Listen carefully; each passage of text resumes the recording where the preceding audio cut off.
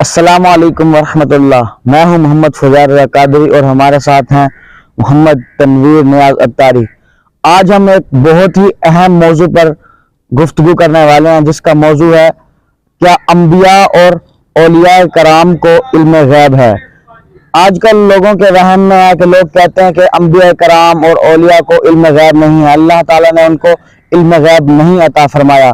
اس کے بارے میں ہم تنویر بھائی سے پوچھیں گے کہ وہ کیا کہتے ہیں۔ بسم اللہ الرحمن الرحیم۔ بہت ہی اہم سوال آپ نے پوچھا ہے علم غیب سے متعلق۔ اکثر لوگ ان کا عقیدہ ہے، وہ کہتے ہیں کہ انبیاء اور اولیاء کو علم غیب نہیں ہے۔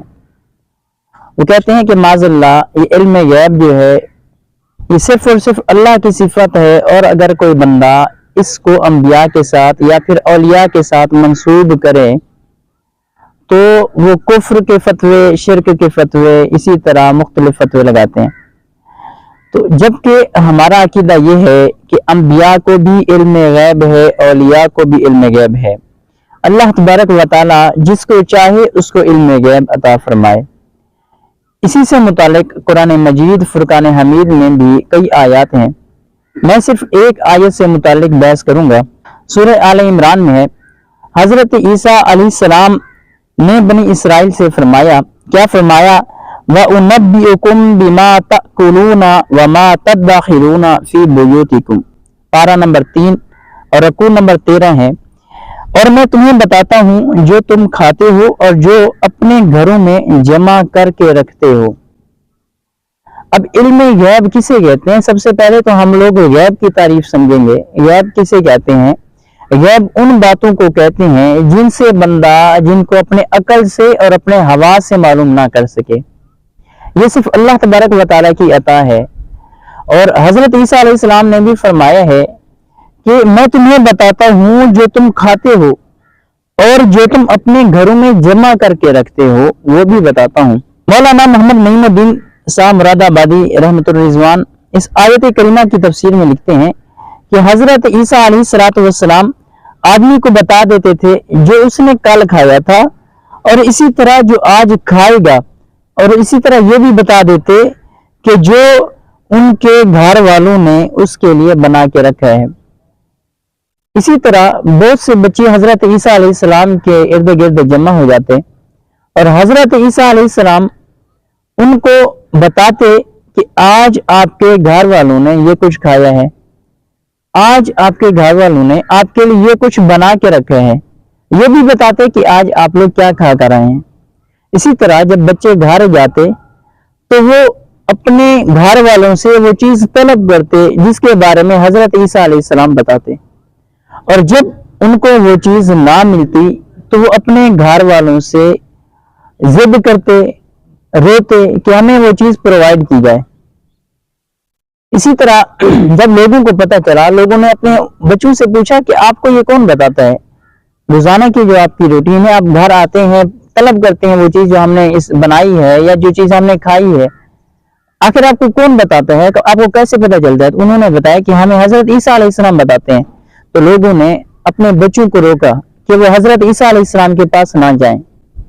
اسی طرح امام فخر الدین رازی تفسیر کبیر میں فرماتے ہیں، جب کوئی بندہ نیکیوں پر ہمیشگی اختیار کرتا ہے تو اس مقام تک پہنچ جاتا ہے جس کے لیے اللہ تبارک و تعالیٰ نے کنت لہ سمعا و بصرا فرمایا، یعنی جب اللہ تبارک و تعالیٰ کے جلال کا نور اس کی سمع ہو جاتا ہے تو وہ دور اور نزدیک کی آواز کو سن لیتا ہے۔ جب اللہ تبارک و تعالیٰ کے جلال کا نور اس کی بصر ہو جاتا ہے تو وہ دور اور نزدیک کی چیزوں کو دیکھ لیتا ہے، اور اسی طرح جب اللہ تبارک و تعالیٰ کے جلال کا نور اس کا ہاتھ ہو جاتا ہے تو وہ آسان کو مشکل اور دور کو قریب کر لیتے ہیں۔ کئی ایسی احادیث مبارکہ ہیں جو کہ بخاری شریف اور مسلم شریف میں ہیں، جن سے یہ ثبوت ملتا ہے کہ حضور نبی اکرم صلی اللہ علیہ وسلم کو علم غیب تھا۔ کئی ایسے واقعات ہیں جن سے پتہ چلتا ہے کہ صحابہ کرام علیہم رضوان علم غیب جانتے تھے۔ کئی ایسے واقعات ہیں جن سے پتہ چلتا ہے کہ اولیاء کرام کو بھی علم غیب تھا۔ اور یہ صرف قصے کہانیاں نہیں ہیں، جبکہ بخاری شریف کی احادیث ہیں۔ اگر کوئی بندہ ان کو کہانیاں سمجھے یا پھر ان کا مذاق اڑائے تو وہ کافر ہو سکتا ہے۔ بخاری شریف سے یہ چیز ثابت ہے۔ لوگ کہتے ہیں کہ آپ بخاری سے ثابت کرو، مسلم سے ثابت کرو، ہم لوگ بخاری اور مسلم سے حوالہ دیں گے۔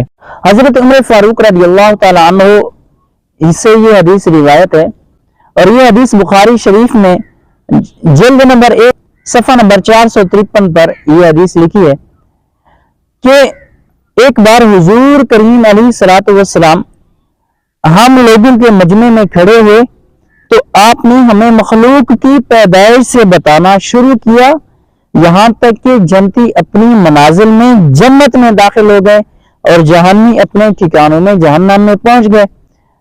جس نے اس بیان کو یاد رکھا تو اس نے یاد رکھا، اور جو بھول گیا سو بھول گیا۔ اب حضرت محمد مصطفیٰ صلی اللہ تعالی علیہ وسلم جب کہ مخلوق کی پیدائش سے بتانا شروع کر رہے ہیں تو اس کا مطلب ہے کہ حضور کو علم غیب ہے۔ اسی طرح آقا کریم علیہ الصلوۃ والسلام نے ارشاد فرمایا، یہ حدیث مسلم شریف میں ہے صفحہ نمبر 390 پر، اور حضرت ثوبان رضی اللہ تعالیٰ عنہ اس حدیث کو روایت کرتے ہیں۔ حضور نبی اکرم صلی اللہ تعالی علیہ وسلم نے ارشاد فرمایا، اللہ تبارک و تعالیٰ نے میرے لیے زمین کو سمیٹ دیا تو میں نے مشرق سے مغرب تک زمین کا تمام حصہ دیکھ لیا، اور اسی طرح عنقریب میری امت کی حکومت وہاں تک پہنچے گی جہاں تک کہ زمین میرے لیے سمیٹی گئی ہے۔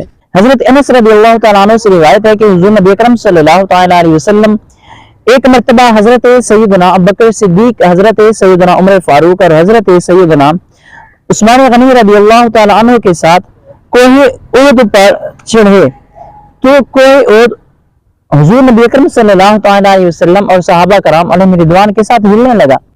حضور نبی اکرم صلی اللہ تعالی علیہ وسلم نے ٹھوکر مار کر فرمایا، اے احد ٹھہر جا، اس لیے کہ تیرے اوپر ایک نبی، ایک صدیق اور 2 شہید ہیں، یعنی صدیق یعنی حضرت سیدنا ابوبکر صدیق، اور 2 شہید یعنی حضرت سیدنا عمر فاروق اور حضرت سیدنا عثمان غنی، جبکہ بعد کے حالات نے بتایا بھی صحیح کہ حضرت عمر فاروق اور حضرت عثمان غنی کو شہید کیا گیا۔ تو صاف پتہ چلتا ہے کہ انبیاء کو علم غیب ہے۔ اور اسی طرح جب حضرت سیدنا ابوبکر صدیق رضی اللہ تعالی عنہ کا انتقال ہونے لگا، اب مرض الموت میں تھے، آپ نے حضرت عائشہ صدیقہ رضی اللہ تعالی عنہ کو بلایا اور کہنے لگے کہ اے میری بیٹی، اے میری شہزادی، اب جو میرا مال تھا وہ میرے وارثوں کا ہو چکا، میرے اولاد میں جو ہیں 2 بیٹے یعنی حضرت عبد الرحمن اور محمد ہیں، اور اسی طرح آپ کے ساتھ آپ کی 2 بہنیں ہیں۔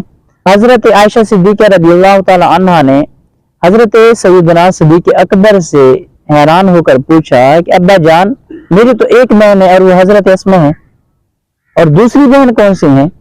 تو حضرت سیدنا ابوبکر صدیق رضی اللہ تعالی عنہ نے بتایا، اپنے علم غیب سے بتایا۔ کیا بتایا؟ فرمایا کہ آپ کی جو سوتیلی ماں حبیبہ بنت خارجہ جو حاملہ ہیں، ان کے پیٹ میں لڑکی ہے، وہ تمہاری دوسری بہن ہے۔ چنانچہ آپ کے وصال فرمانے کے بعد آپ کے فرمان کے مطابق حبیبہ بنت خارجہ کے پیٹ سے لڑکی یعنی حضرت ام کلثوم رضی اللہ تعالی عنہا کی پیدائش ہوئی، وہ پیدا ہوئی۔ اب حضرت سیدنا ابوبکر صدیق رضی اللہ تعالی عنہ کو علم غیب تھا، تو انہوں نے اپنے علم غیب سے بتایا کہ اب وہ جو مرض الموت میں ہیں، انہیں اس مرض میں، اس بیماری میں ان کا انتقال ہو جانا ہے۔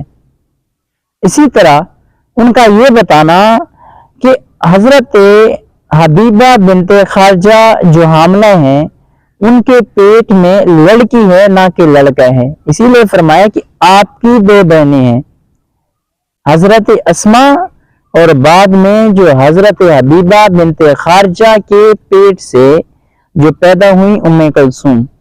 اسے پتہ چلتا ہے کہ انبیاء کو بھی علم غیب ہے، صحابہ کو بھی علم غیب ہے، اولیاء کو بھی علم غیب ہے۔ اللہ تبارک و تعالی جسے چاہے اسے علم غیب عطا فرما دے۔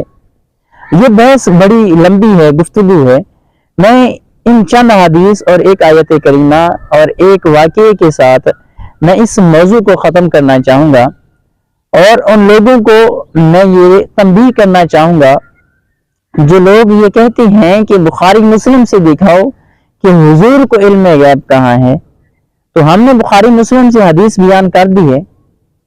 अब अगर एक अरबी का मुहावरा है अल-मुअतारिज़ु कल आमा, यानी जो एतराज करने वाला है वो अंधे की तरह होता है, यानी उसे किताबों से कोई शुगफ नहीं होता, मुताले का कोई शौक नहीं होता, उसका काम सिर्फ और सिर्फ एतराज करना है, वो अंधों की तरह एतराज करता चला जाता है।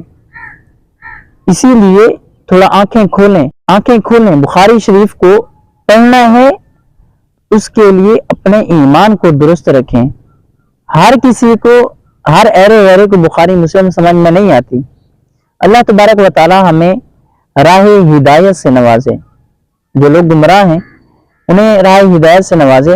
अल्लाह तबारक व तआला हमें सही मायना में इस्लामी तालीमात पर अमल करने की तौफीक अता फरमाए। आमीन। अस्सलामु अलैकुम रहमतुल्लाहि व बरकातुहू।